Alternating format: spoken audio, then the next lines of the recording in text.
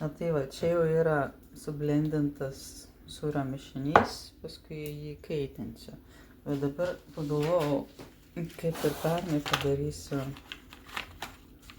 trans spalvų mozzarella ir tada galėsiu turėti įdomesnes ir picas. Tai va.